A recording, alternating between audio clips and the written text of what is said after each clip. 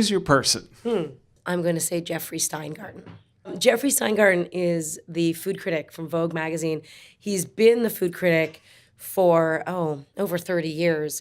I was his assistant for 2 years.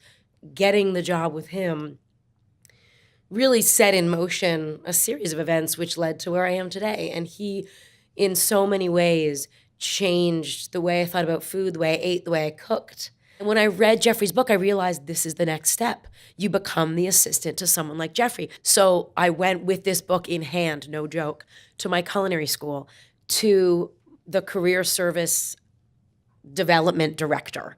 This assistant is exactly what I want to be. This is what I want to do.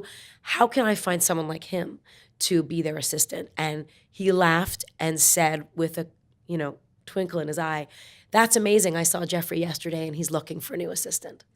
And that set the course of my life, really. Where's your place? My place, I'm going to say, is Table Mountain in Cape Town, South Africa. My first trip there, I was 4 or 5 years old, and I have very vivid memories of Table Mountain. Did you climb it? We took I was small. You can climb it. I have climbed it since, but we took the cable car. Yeah. It looks like a table. And at night, when the sun sets, often the clouds come and settle down over the mountain and sort of pour over the sides of it, which look a bit like a tablecloth. It's an extraordinary vantage point to see the southern tip of the world, really. My favorite food of South Africa is a food called biltong, which is sort of South African beef jerky. It's dried meat, right? Dried meat. It's not, there's no sugar in it the way that beef jerky is made here when it's dried. It's just salted, dried meat. And it's not just beef. Antelope? A lot of, kudu, ostrich. I was going to say kudu. What's your thing? A salt mill. The thing about a salt mill is that there's no reason to grind your salt. Salt is a mineral.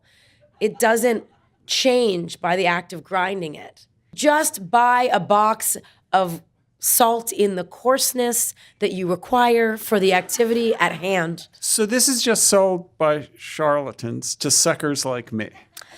I mean, charlatans feels harsh, but suckers doesn't. Well, thank you. I'd just be interested to hear your thoughts on the increased popularity of gluten-free diets. Gluten-free does not mean calorie-free, does not mean fat-free, does not mean it's better for you, unless you have celiac disease. But the rest of you should go home and eat a loaf of bread and not feel bad about it. Also, bread is so good.